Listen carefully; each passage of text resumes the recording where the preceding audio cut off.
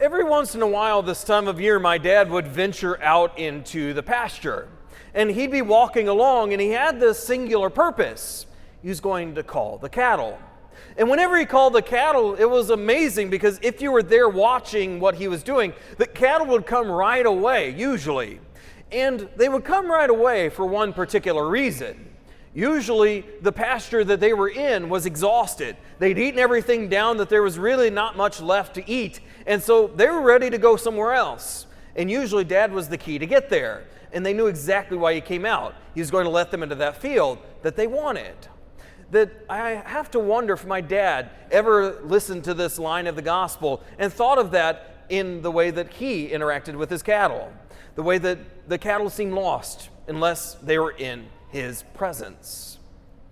And we hear this and we might think, well, this gospel, it makes sense in the context long ago because they didn't know Jesus yet. And so, of course, they were lost. Of course, they were wandering around. But then we start to kind of exclude ourselves and say, but that's not me.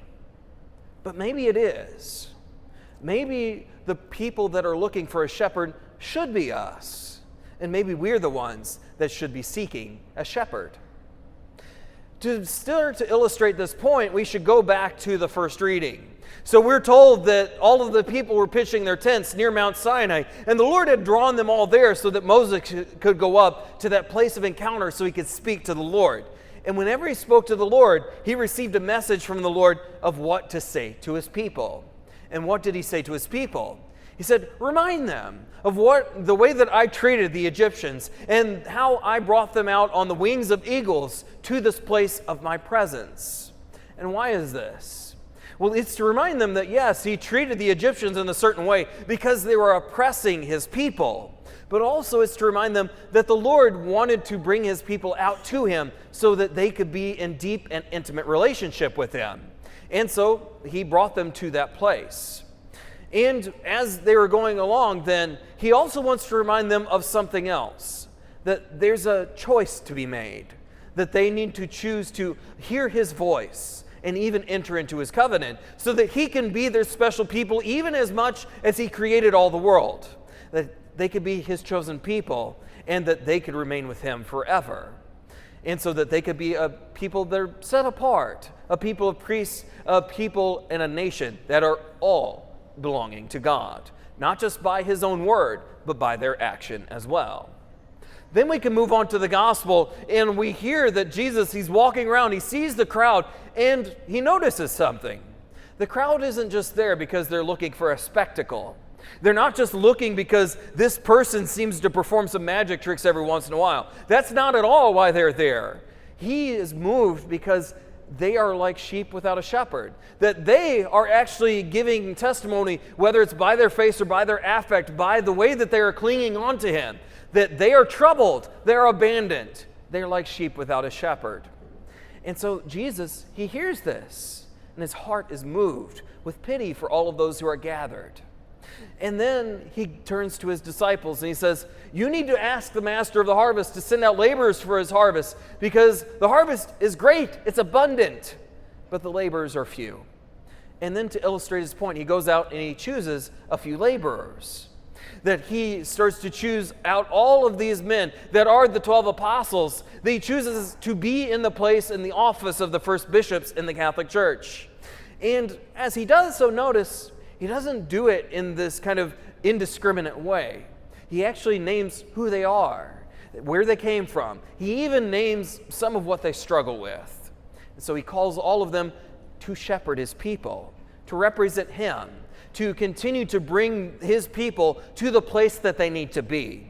And so they are told to cure the sick, to raise the dead, to drive out demons, to cure lepers, and to do everything that he sent them to do. But fundamentally, to proclaim the kingdom of God is at hand, to move his people from one place where they're troubled and abandoned to another place where they're not, where they're shepherded, where they're protected, and where they're cared for. Now, why does this matter for us? Well, we have to go into the place of the crowd first, because the crowd was a specific group of people that chose to be there that day. And why did they choose to be there? Because they admitted that even in the midst of everything that they had, which was everything that everyone else would have had, their homes, their jobs, their families, everything that they had that was dear to them, they had it all. And yet they noticed something critical. They weren't happy. Their afflictions were still there. They were still struggling through pain. There was still difficulty in their life. And so they were actually being honest with the Lord and saying, we're looking for more. Do you have what we want? What our hearts are actually desiring? What they're longing for? Do you have it? And so that's why they're wandering around like sheep without a shepherd, because they acknowledge there are shepherds in their life. There are things that are trying to pacify them and trying to make them happy, but are failing. And so they're looking for the one who can make them happy. And why does this matter for us? It matters because we too often settle for shepherds that are less than the good shepherd. We settle for things that might make us feel good for a while, but indeed leave us wanting for more, or even start to take us further from the good shepherd. So what are those things? Well, the ones that are most obvious are sin, or the ways that we might do things we're not supposed to do, or don't do things that we should. So those are ways, and we don't do those things because they feel bad. We do those things because in the moment it feels good, even if it leaves us afflicted later. And so that's often where we settle, that we are troubled and abandoned because we've settled for something that was less than God. And so we're stuck. Sometimes it's the things that are a little closer to home. Sometimes it is that magic rectangle that we hold in our pockets, and we kind of just let it rule our life. That we start to communicate with one another, even though we become more distant. We start to open up our social media app of choice and just scroll and scroll and scroll. And why are we scrolling? Because we want to be led.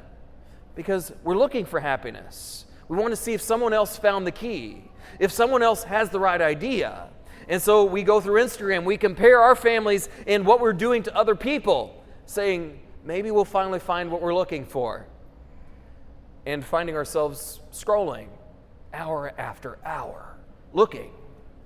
Or maybe it's something else. Maybe it is the power in this world that this world has to offer. Maybe it is keeping up with the Joneses. Maybe it is so many other things that we can start to look in this life, and we want to be shepherded. We want to be led, whether that's by even relationships and other people. We want to have someone to follow, to lead us to the place where there's green pasture, where we will be happy. The problem is, if we're being honest, we're often looking in the wrong places. Sin's the most obvious, but sometimes it is that we're looking to other things or other people to make us happy, and none of them ever do. And that's what the crowd did right. That they acknowledge, they're looking around at their life and they're saying, none of these things that I've chosen, whether it's people, things, even sin, none of it's truly making me happy. It's leaving me abandoned. And so they were pursuing Jesus. And what happened when they pursued Jesus? His heart was moved with pity. Imagine that. And in fact, don't even just imagine that. Believe it because it's real. Because the Lord actually sees where you are today. He knows where your heart is actually troubled. He knows where your heart's abandoned. He knows where it's afraid. He knows all of those things. And He wants you to come to Him if you have the courage. But the reality of it is that when the Lord sees your situation, when He sees where you or I are struggling, He isn't indifferent to it. He doesn't just stand off at a distance saying, well, that's too bad. I hope to figure it out.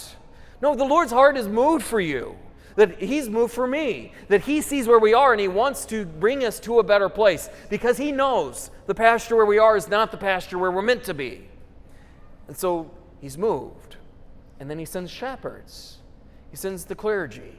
He sends priests. He sends deacons. He sends bishops. He sends the Holy Father, all with one singular purpose, to preach the kingdom of God, to preach the green pasture that we desire, to preach the happiness that we long for and we should seek. And that's really what we should see whenever we see all of the shepherds that are appointed. But that leads us to a final question. because those shepherds were sent out to preach the kingdom of God, and that was a point of conversion. That was a point saying, the pasture where you are is not where you're meant to be. Come with us. Come to the place where you might have life, where you might not be troubled, where you might not feel abandoned, where you may not be sheep without a shepherd, where you'll be protected, you'll be secure, you'll be at peace. And that's really what Jesus is giving to all of us as well, because each and every one of us are being called by Jesus to follow him to a new pasture. And what does that mean? Is that a change of perspective? Is that a change in our life that we need to make? Is that something that is going wrong that we need Jesus' help to make go right? Where is the pasture that the Lord has you in right now, and he's calling you to a different one? Where are those places? And maybe it is we are reluctant. Maybe sometimes we're resistant to change because even though the old isn't that great, it's familiar. But what if we trust in the Lord and where he's trying to bring us to? The crowd did, and that's why they saw so many shepherds leading them to the right place. And that's really why we should consider that question as well. Where are the pastures where we are, where we're struggling, where we recognize we've eaten everything down, there's nothing left there? And where are the pastures that the Lord is calling you to go to? You know, the funny thing is, anytime my dad called the cattle, they got it right almost 100% of the time. They would follow because they trusted him and they knew that he was going to lead them to a better place. But why can't we trust the Lord in that way? We shouldn't just stay where we are. We shouldn't just stay in that place of trouble or feeling like we're abandoned or like sheep without a shepherd. Instead, we should be willing to trust the one whose heart is moved with pity for us, that wants to bring us not to where we are, but where we're meant to be, to greener pastures. The Lord knows where you are. He sees your trouble. He sees your affliction. He sees the ways you might feel like you need a shepherd, and he's willing to do it. But the question is, whenever the Lord offers you greener pastures, are you willing to trust him? Are you willing to follow?